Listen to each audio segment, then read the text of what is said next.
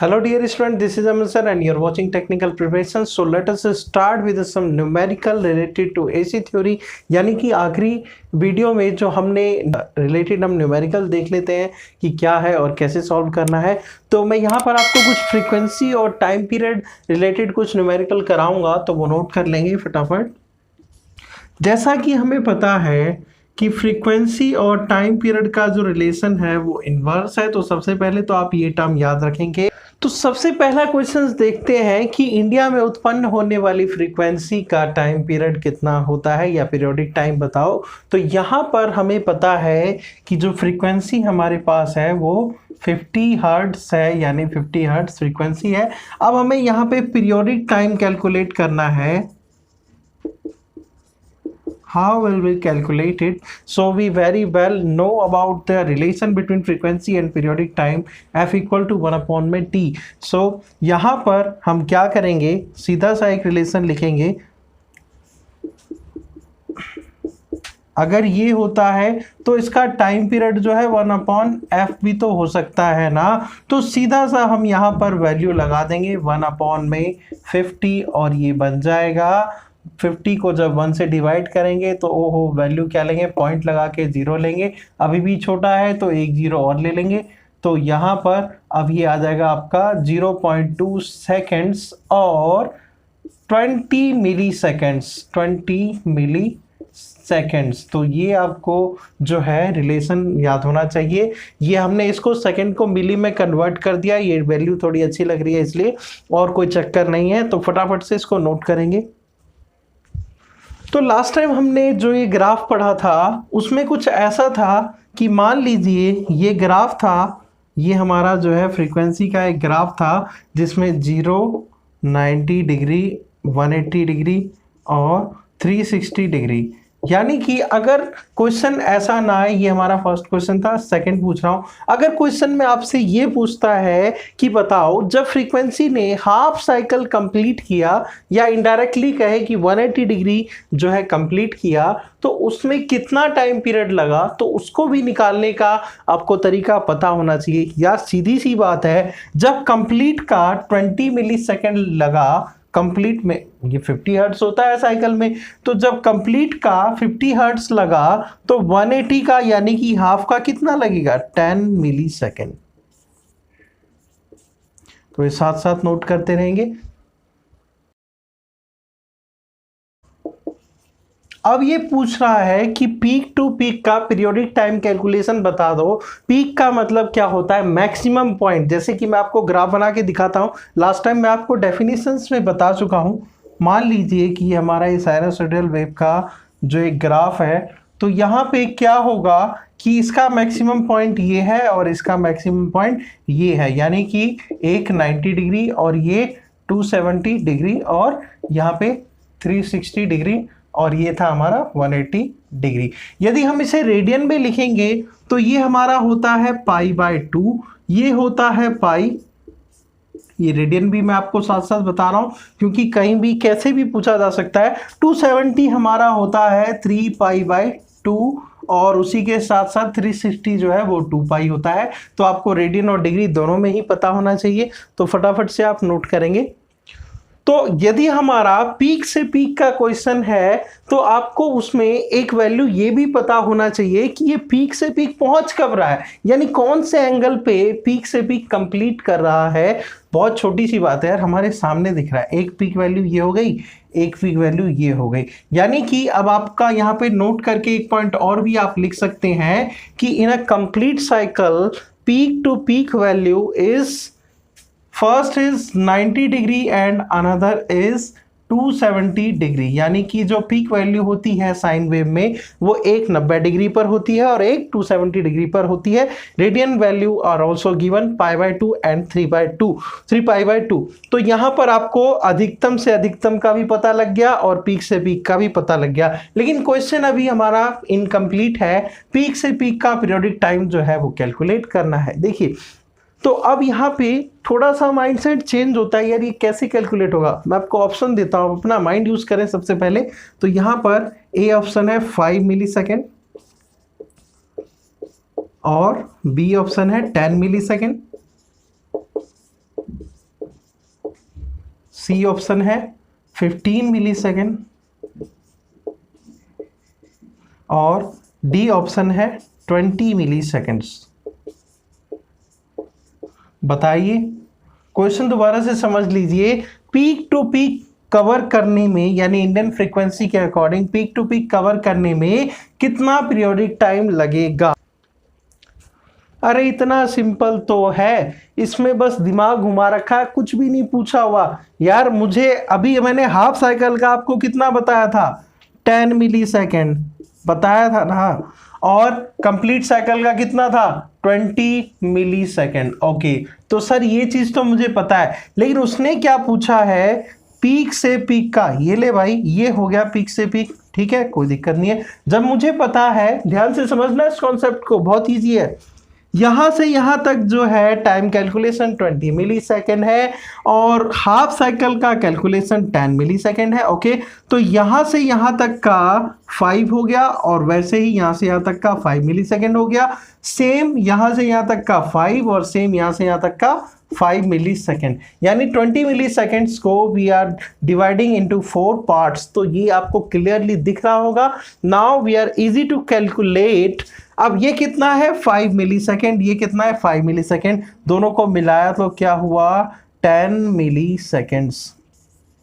तो ये भी आपको पता होना चाहिए कि पीक टू पीक पहुंचने में जो पीरियोडिक टाइम है वो कितना लग रहा है? 10 मिली सेकेंड। कुछ भी नहीं था, बस क्वेश्चन देख के घबरा जाना है कि यार इतना बड़ा है, क्या पूछ लिया, कैसे सॉल्व होगा। थोड़ा सा माइंड लगाओ यार, बहुत ईजी है। फटाफट से इसको नोट करेंगे। न्यूमेरिकल देखते हैं एवरेज वैल्यू का और आरएमएस वैल्यू का कैसे सॉल्व करना है।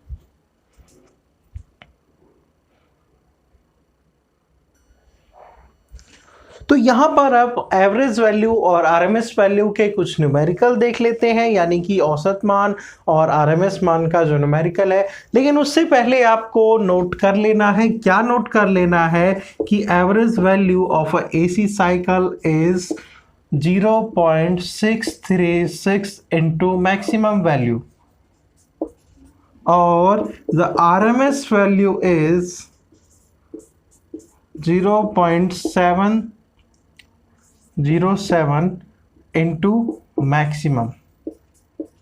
ये मैक्सिमम जो है आपका, ये मैक्सिमम जो है करंट भी हो सकता है, वोल्टेज भी हो सकता है, जो भी क्वेश्चन के अकॉर्डिंग दिया रहेगा। वैसे ही बुक्स में ई मैक्सिमम लिखा रहता है। ई का मतलब इंड्यूस्ड ईएमएफ कहते हैं उसे, तो ये आपका ईएमएफ लिखा रहता है। तो ये आपका करंट और वोल्टेज दोनों के फॉर्म में हो सकता है, कोई प्रॉब्लम नहीं है, इसलिए मैंने डायरेक्टली मैक्सिमम से उसे शो कर दिया है।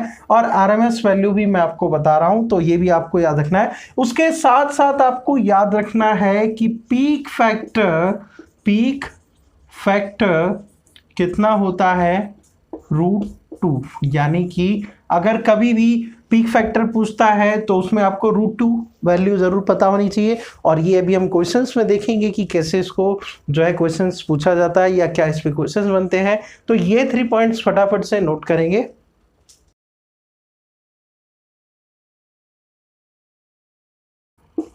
अब यहां पे क्वेश्चन क्या कह रहा है? यदि किसी अल्टरनेटिंग करंट का जो मैक्सिमम वैल्यू है वो 10 वोल्ट नोट किया गया है, तो औसत मान क्या होगा, यानी कि एवरेज वैल्यू क्या होगा, तो इसको निकालना है। अब यहां पे कुछ भी नहीं करना, क्या दिया हुआ है? मैक्सिमम वैल्यू वोल्टेज में दे रखी है। मैंने कहा था ना, परेशान होने की जरूरत नहीं है। मैक्सिमम का मतलब क्या? करंट है तो करंट, वोल्टेज है तो वोल्टेज। तो यहां पर सिंपल सा हम जानते हैं कि average value equal to 0.636 into maximum. अब क्या करना है हमें? मैक्सिमम तो दे रखा है 10 वोल्ट, तो यहां पे आप 10 से मल्टीप्लाई कर देंगे। 636 इंटू में 10, कितना आ जाएगा आंसर? 6.36। ये जो है हमारा एवरेज वैल्यू हो जाएगा। कुछ भी तो नहीं था यार, बस आपको वो जो मैंने नोट कराया था वही तो याद रखना था। बहुत ही सिंपल है। जल्दी से 2-4 क्वेश्चंस और देख लेते हैं और फिर ये अपना जो है कॉन्सेप्ट निपट जाएगा।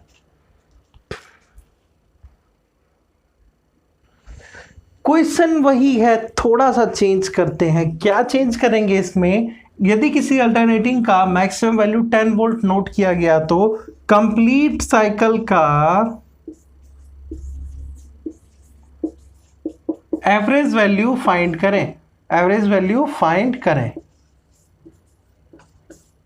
ये क्या पूछ लिया यार, कंप्लीट साइकिल और हाफ साइकिल का क्या मतलब है? अरे यही तो मतलब है कंप्लीट साइकिल और हाफ साइकिल का। यहाँ पर मैंने जब आपको डेफिनेशन बताया था तो आपको पता होगा, लेकिन पहले ट्राई करो, मैं आपको ऑप्शन दे देता हूँ। 0, B 6.36, C 7.07 और D हो जाएगा अपना 14.93। What should be the answer? ये क्वेश्चन आपके सामने है और ऑप्शन भी आपके सामने है, अंदाजा लगाइए और सॉल्व करिए।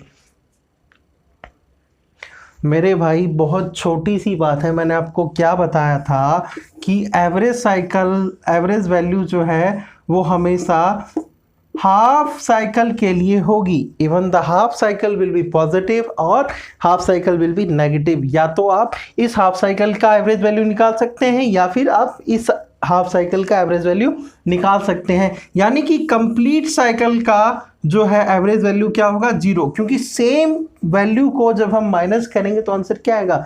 0 ही तो आएगा ना। तो हमेशा मैंने आपको बताया था कि एवरेज वैल्यू जो है हमेशा हाफ साइकिल का ही होता है। तो ये आपके माइंडसेट में हमेशा रहना चाहिए, नहीं तो फिर आप क्या करेंगे, आंसर में 6.36 जो है मार्क करके चले आएंगे। तो ऐसा बिल्कुल भी नहीं होना चाहिए। तो ये जो है बहुत छोटा सा कॉन्सेप्ट है, फटाफट से नोट करेंगे और फिर कुछ और क्वेश्चंस देख लेते हैं।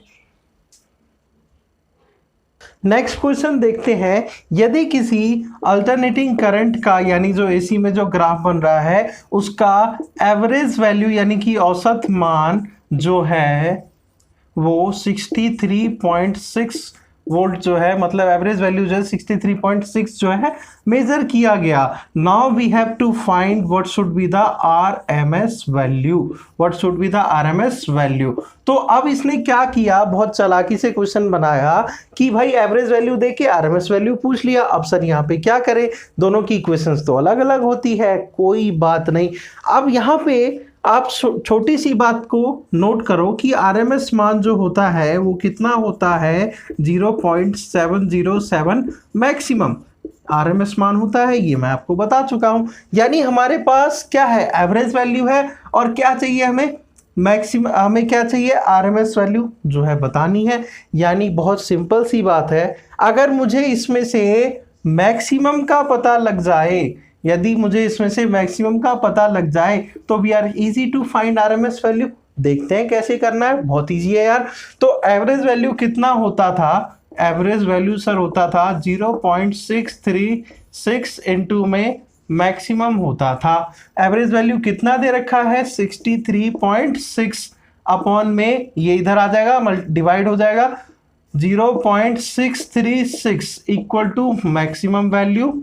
ठीक है, अब जब हम इसको डिवाइड कर देंगे तो मैक्सिमम वैल्यू आपका अप्रोक्सीमेटली जो है वो 10 आ जाएगा। तो मैक्सिमम वैल्यू पता चल गई मुझे। अब क्या करना है, अब आरएमएस का फॉर्मूला यूज कर लो यार, बहुत ही तो सिंपल था। अब यहाँ पे क्या करेंगे, 0.707 इंटू में 10, यानी कि ये आ गया 7.07 जो है हमारा आरएमएस वैल्यू जो है आ गया है। बहुत इजी था कॉन्सेप्ट यार, कुछ भी तो नहीं था। फटाफट से इसे नोट करेंगे, दोबारा समझ लेते हैं, कोई बात नहीं। एवरेज वैल्यू दे रखा था, आरएमएस वैल्यू निकालना था। हमने क्या किया, एवरेज वैल्यू के फॉर्मूले से मैक्सिमम वैल्यू फाइंड कर लिया। आरएमएस की इक्वेशन हमें पता थी तो यहाँ पे ये सॉल्व हो गया। बहुत इजी है यार।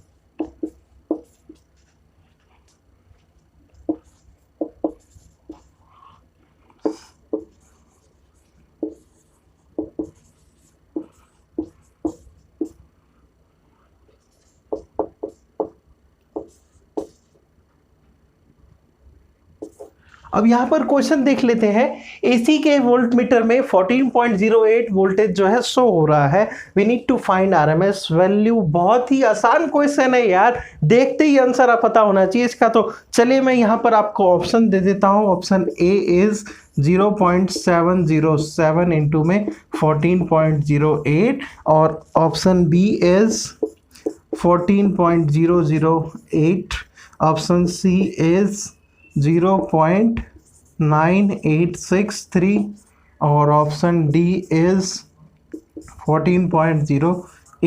What should be the answer? You need to find. फटाफट से क्वेश्चन को पढ़िए और 1 सेकेंड में आंसर बताइए। ज़्यादा मुश्किल है क्या? वोल्ट ट्विटर में शो हो रहा है 14.08। मैंने क्या बताया था, किसी भी मीटर के द्वारा जो वोल्टेज शो किया जाता है या जो करंट शो किया जाता है वो आरएमएस ही तो होता है यार। इसमें तो पेन उठाने की जरूरत भी नहीं थी, यानी द आंसर शुड बी 14.08। बहुत इजी था यार, कुछ भी नहीं था इसमें।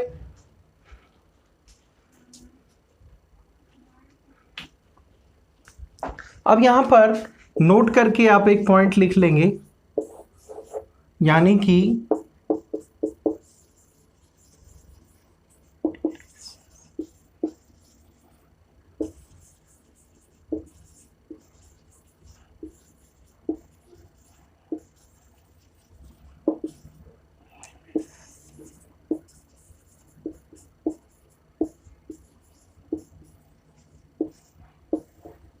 नोट में क्या लिखना है कि वायर के ऊपर लगा जो कुचालक पदार्थ होता है वो मैक्सिमम वोल्टेज के अकॉर्डिंग पे डिजाइन किया जाता है। क्यों भाई, ऐसा क्यों? यहां पर सबसे पहले तो आप नोट करिए, insulations are designed on the basis of maximum voltage.